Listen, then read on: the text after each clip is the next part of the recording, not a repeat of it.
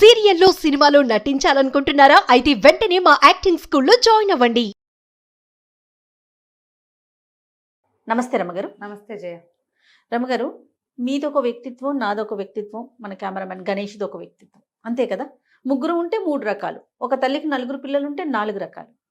అసలు ఈ వ్యక్తిత్వం అనేది ఎలా డెవలప్ అవుతుంది? తర్వాత ఇంకొక అనుమానం నాకు, సత్సంగాలకి వెళ్తూ ఉంటాం, కౌన్సిలింగ్స్కి వెళ్తూ ఉంటాం, పెద్దవాళ్ళు చెప్పేది వింటూ ఉంటాం. అలా విన్నప్పుడు మన తత్వం మారుతుందా, మార్చుకుంటామా, లేకపోతే ఆ సిచ్యువేషన్ వరకే మారుతుందంటారా? చాలా పెద్ద ప్రశ్న జయ. నీ కౌన్సిలింగ్స్కి వెళ్ళి చేస్తామా? అప్పుడప్పుడు తక్కువే, ఏదో నెలలో ఒక 4, 5, 7, 8 అంతే మనం చేసేది. కొంతమంది ఉంటారు జయ, నా థాట్ ప్రాసెస్ ఇలా ఉంది, దీన్ని నేను ఎలా మార్చుకోవాలి అని అడుగుతారు. ఇంకొంతమంది ఇది చూడు, మాకు ఈ ప్రాబ్లం ఉంది, ప్రాబ్లం ని సాల్వ్ చేసుకోవటం ఎలా అని అడిగేది ఒక రకమైతే. చాలా కొద్ది మంది నేను ఇలా ఆలోచిస్తున్నాను, ఇది కరెక్ట్, నేను అసలు కరెక్టేనా, ఈ థాట్ ప్రాసెస్ ఇలా ఉండొచ్చా, అసలు ఎలా మార్చుకోవాలి, ఇంకొక స్టెప్ ఫార్వర్డ్. వాళ్ళు తత్వం మార్చుకునేందుకు సిద్ధపడుతున్నారు. భూమి మీద 99% ఆడగాని, మొగ్గాని, పిల్లి కానీ, మేక కానీ, ఎలక కానీ, పంది కానీ తత్వం మార్చుకోవడానికి ఇష్టపడరు. నేను ఇలాగే ఉంటా, నాతోటి నువ్వు హ్యాండిల్ చేయి, సావు లేకపోతే నా పద్ధతి ఇంతే ఇంతే. ఖరాఖండిగా పోనీ నోటుతో చెప్పకపోయినా, నోటుతో చెప్పరు కొంతమంది ఉంటారు. కొంతమంది ఏమో మనలాంటి వాళ్ళు నేను ఇంతే, నాకు ఇలాగే వచ్చంటాం, మన స్ట్రైట్ ఫార్వర్డ్ తోటి. కొంతమంది ఉంటారు అట్లాంటివి ఏం చెప్పరు, కానీ వాళ్ళు అలాగే ఉంటారు, క్లెయిమ్ చేయరు, దిస్ ఈజ్ వా మీ అని చచ్చిన ఢంకా బజాయించి చెప్పరు. కానీ వాళ్ళు అదే. స్వభావాలు మారవు. స్వభావం మార్పు ఎప్పుడు కుదురుతుంది? మనం చూడు, ఇంతమంది ఉన్నామా దేశ జనాభా, మనలో తపస్సు చేసేవాళ్ళు వాళ్ళు ఎంత తక్కువ మంది ఉన్నారు జయ? అవునండి, చాలా తక్కువ. ఒకప్పుడు ఋషులు మునులు ఒక్కడుండేవాడు, ఊరికి ఒక ఋషి వస్తే ఊరంతా వాడు ఆయన ముందు సాగిలు పడేది. ఏమి ఊరంతా ఋషులు ఎందుకు అవ్వలేదు? ఎవరో ఒకళ్ళు అవుతారు, ఊరంతా వెళ్ళొచ్చు కదా. భలే ప్రశ్న. కృతయుగంలో, ఇప్పుడు కాదు, పోనీ దిక్కుమాలి మన కలియుగంలో ఉన్నాం, మన కర్మానికి అదే కదా. మన ముందు ద్వాపర యుగం ఉంది, అప్పుడు ముళ్ళు ఋషులు యజ్ఞం చేసేవాళ్ళు, తపసమాధిలో ఉండేవాళ్ళు బోళ్ళు మంది ఉండేవాళ్ళు. అంతకుముందు త్రేతాయుగంలోనూ బోళ్ళు మంది ఉన్నారు. వశిష్ఠుడు, విశ్వామిత్రుడు, గిట్రా పెద్ద మనుషులు చాలా మంది ఉన్నారు. ఋష్యశృంగుడు, జాబాలి వీళ్ళంతా ఉన్నారు. అంతకుముందు కృతయుగంలో అబ్బో ఎంతమంది. కానీ సామాన్య ప్రజానీకం ఎక్కువ ఉందా, ఋషిగణం ఎక్కువగా ఉందో చెప్పు? సామాన్య ప్రజానీకమే కదా రమ్మగారు. ఋషిగణం చాలా తక్కువ. అంటే వీళ్ళు స్వభావాన్ని మార్చుకోవడానికి సిద్ధపడిన గణం అనమాట. అంతే అంతే. అప్పట్లాగానే ఇప్పుడు కూడా చాలా కొద్ది మంది మెడిటేషన్ చేస్తామని, మెడిటేషన్ శ్వాస తీసుకోవటము, శ్వాస మీద ధ్యాస, ఇంకొకటి ఏదో చేసి మొత్తానికి కోపిష్టితనాన్ని తగ్గించుకుంటారు. కానీ ఏదో పీక్ టైంలో వచ్చేస్తుంది బయటికి, వచ్చేస్తుంది లోపల జంతువు బయటకు వచ్చేస్తూ ఉంటుంది కదా. మనుషులం కదా. ఈ కంట్రోల్ సాధించడానికి అసలు మన వల్ల అవుతుందా? కాదు. ముందు మన ప్రవర్తన లోపాలు, మనది తప్పు, మనం సరిగ్గా లేము అనేది గుర్తించరు జనము. ఎవరి స్వభావానికి వాళ్ళు కట్టుబడి ఉంటారు, అంతే కదా. లోకమే ఇలా ఉంటుంది. ఇప్పుడు మనం ఏం చేయాలి? పక్క వాళ్ళని మార్చడానికి ట్రై చేయకూడదు, వాళ్ళ ప్రకారం మన జీవితాన్ని నడిపించుకుంటూ పోవాలి. నీ ప్రకారం నీ దారి నువ్వు నడు, నా ప్రకారం నేను నడుస్తా, మన ఇద్దరం కలిసి పక్క పక్కన నడుచుకుంటూ పోదాం. ఇప్పుడు చూడు, భార్య సమస్యలు తగ్గుతాయి అంటారా? చాలా సమస్యలు తగ్గుతాయి జయ. ఇప్పుడు మనం ఎంతసేపు మనం కరెక్ట్, పక్కవాడి తప్పు, మనలాగా పక్కవాడిని మార్చడానికి ట్రై చేయటమే కదా మన సమస్యలకు మూల కారణం. ఎవరి దారిని వారు వెళ్ళమంటారు. ఇప్పుడు భార్య భర్త చూడు, ఎవరి దారిని వాళ్ళు కొత్త పద్ధతులు తెచ్చేస్తున్నారు రమ్మగారు. నీకు అలా అర్థం అవుతోంది, నేను అలా చెప్పట్లా. ఇప్పుడు పిసినారి భర్త, ఖర్చు పెట్టే భార్య, వీళ్ళకి ఏం చెప్తావు? విడాకులు తీసుకోండి, నీ దారి నువ్వు ఖర్చు పెట్టుకో, నీ దారి నువ్వు దాచిపెట్టుకో అని చెప్తావా? అలా కాదు, కలిసి ఏదో సాయిదా వాయిదాగా పొండి.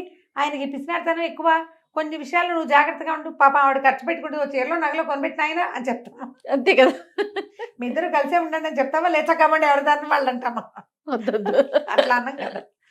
వీళ్ళిద్దరూ రెండో వాళ్ళని యాక్సెప్ట్ చేయాలి జయ.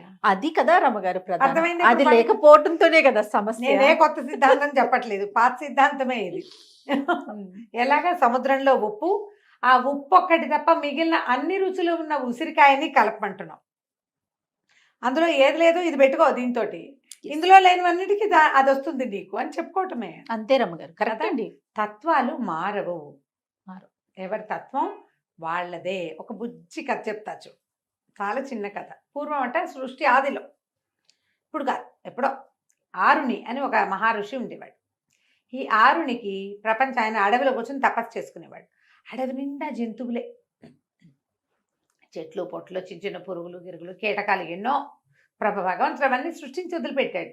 ఆయన అనుకున్నాడు ఇవన్నీ ఎందుకు పుట్టించాడు దేవుడు, ఒక ఆడదాన్ని ఒక మగవాడిని మనుషుల్ని సృష్టిస్తే సరిపోతుంది కదా, అంతే. మనుషులు ఉంటే చాలు, ఓన్లీ మనుషులే కావాలి అని అనుకునేవాడు. అయితే ఒకనాడు ఏమైందట, ఆయన నదికి వెళ్ళి స్నానం చేసి వస్తుంటే ఒక పెద్దగా పులిగాండ్రింపు రింపు వినపడింది. పులి పరిగెడుతోంది. ఈయన అటు ఇటు చూశాడు. ఈయన వెనకాల కాదు, ఆ పులికి ముందు కొంచెం దూరంలో ఒక ఆడ లేడి, అది కూడా వెర్రి పరుగులు తీస్తుంది. ఆ లేడి వెనకాల పడింది పులి. ఈయన ఏం చేశాడు, అయ్యో అయ్యో అది పులి చచ్చిపోతుందేమో అని అనిపించింది ఆయనకి. ఈ పులిని మార్చేద్దాం అనిపించింది. ఆయన తన తపశక్తితోటి ఇద్దరిని, మగ పులిని మగవాడిగాను లేడిని ఆడదానిగాను మార్చేశాడు. పరిగెడుతున్న పులి మగవాడిగా అయిపోయి పరిగెత్తడం మొదలెట్టింది. ఈ పరిగెడుతున్న లేడి ఆడపిల్లగా మారిపోయింది. ఆడపిల్లగా మారాక తొట్టుబడి చెట్టుకు ఆగిపోయింది. లేళ్ళు చెట్ల మధ్యలో ఇలా ఇలా ఇలా కాళ్ళు చాచి పరిగెడతాయి. మనుషులకి అట్లా ఎక్కడ వస్తుంది, మనుషులకి రాదు. చెట్టు తట్టుకుని పడబోయింది. ఈ వెనకాల పరిగెత్తున్న మగవాడు గబుక్కుని వెళ్ళి దాన్ని వాటేసుకుని నుంచోబెట్టాడు. పుల్లులు చేస్తాయి ఆ పని, ఏం చేస్తుంది, లటక్కని పట్టుకుంటుంది పులి. అదే వీడు ఆ పని చేయలే, పట్టుకుని ఆపాడు. ఎవరమ్మాయి నువ్వు అన్నాడు. అన్నాక అనిపించింది ఏమిటి ఇది ఇంత అందంగా ఉంది అని. మెల్లిగా ఈ మగవాడికి ఈ అమ్మాయి మీద మోహం పుట్టుకొచ్చింది. ఆ మోహాన్ని వాడు ప్రేమ అనుకున్నాడు. ప్రేమ అనుకుని ఆ అమ్మాయిని నువ్వు నాతో ఉండు అని పిలిచాడు. ఆడెవ్వడూ లేడు, వీడు ఒక్కడే ఉన్నాడు. వీడు చూస్తే మంచి అటాకటా బలంగా ఉన్నాడు. పెద్ద మగపులి మగవాడిగా మారితే పులికున్న జవసత్వాలన్నీ మనిషికి రావు కదా. లేడి నాజుకుతనం అంతా అమ్మాయికి వచ్చింది, పులి బలం అంతా అబ్బాయికి వచ్చింది. సరే, ఇద్దరు జత కట్టి అడవిలో ఒక గుడిసెలాగా ఏర్పరచుకుని ఉండటం మొదలుపెట్టాడు. ఈ పులి మగవాడిగా మారిపోయాడు కదా. ఈ మగవాడు మొత్తం అడవంతా వేటాడి దుప్పుల్ని వాటిని వీటిని కుందేళ్ళని పుచ్చుకొచ్చేసేవాడు. పెళ్ళాన్న తినమనేవాడు. అదేమో శాకాహారి లేడు కదా, అదేం చేసేది, ఆకులు అలమలు దుంపలు అవి తవ్వుకుని తినేది. చచ్చిన మాంసాహారం తినేది కాదు, దాన్ని నచ్చేది కాదు. నేను తెచ్చింది ఎందుకు తినవా హాయ్ అని పొట్టాడేవాడు. కొట్టు తెచ్చేవాళ్ళు ఇద్దరు. అట్లాగే ఏముంది, కొట్టుకు తెచ్చినా పిల్లలు పుట్టడానికి లోటే ఉండదు కదా. వరుసగా పిల్లలు పుట్టుకొచ్చారు. కొన్నేమో నాన్నలాగా కొన్నేమో అమ్మలాగా ఉన్నారు. అందులో సంవత్సరాలు గడిచే కొందికి వీళ్ళిద్దరి కొట్లాట ఒక రకంగా తేలలేదమ్మా. నువ్వు అవన్నీ ఎందుకు తింటావు, వాటన్నిటిని ఎందుకు చంపుతావంటుంది పెళ్ళాం. ఇవే తిను అని అవే వండుతుంది, చచ్చిన మాంసం వండదు. ఆ మగవాడేమో ఎంతసేపు దుప్పుల్ని కుందేళ్ళని చంపేసి, ఎలుగుబంట్లను చంపేసి వాటిని చీరేసి అది మాంసం అంతా పుచ్చుకొచ్చి అది కాల్చి తింటే గానీ నేను నీతో ఉండనంటాడు మగవాడు. బాగుంది. కొట్టుకు చచ్చి చచ్చి చచ్చి చచ్చి చివరికి పిల్లలు కూడా ఇంతంతమంది అయిపోయాక ఓ రోజు మళ్ళీ ఆరుని దగ్గరకు వచ్చారు. ఇది మాట విందండి, గడ్డిగా అతను తింటుంది, నాకు కూడా అవే పెడతానంటుంది అంటాడు వాడు. ఎంతసేపు రక్త మాంసాలతో తిండండి, అన్నిటిని చంపేస్తున్నాడు దుర్మార్గుడు, వీడితో ఎవడ బతుకుతాడండి అంతే ఆవిడ. ఈ గోల పళ్ళైపోయాడు వెధ పంచాయతీ ఎందుకని ఆయన ఏం చేశాడు, వాడిని పులిగాను దీన్ని లేడుగాను మర్చిపారేశాడు. ఇద్దరు చెరోజారిన పోయారు. వాళ్ళ పిల్లలు మాత్రం అడవిలో ఉండిపోయారు. స్వభావం మారిందా, స్వరూపాలు మార్చేశాడు భగవంతుడి రూపంలో. ఈయనే భగవంతుడైపోయి అయినా కూడా పులి వేట క్రూరత్వము, నా మాట నెగ్గాల్సిందే, నేనేది చూస్తే అది నా నోట్లో పడాల్సిందే అన్న లక్షణము వాడికి పోవాల. ఇది ఒక మూల దాక్కుందాము, మూల కూర్చుందాము, నా దారిని నేను ఉందాము అనే ధోరణి దీనికి పోలేదు. మనుషులుగా మారినా కూడా జంతు లక్షణ స్వభావాలు మాత్రం వాళ్ళవి మారలేదు. పిల్లలు పుట్టినా మారలే. ఇప్పుడు ఈ రెండు ఏం చెయ్యొచ్చు, ఆవిడకి ఇష్టం లేదు నేను ఒక్కడనే తింటా అని వాడు అనుకోవచ్చు. వాడికి నచ్చింది వాడికి తింటాలే, నాకు నచ్చింది నన్ను తిన్నిస్తున్నాడు కదా అని అనుకోవాలి.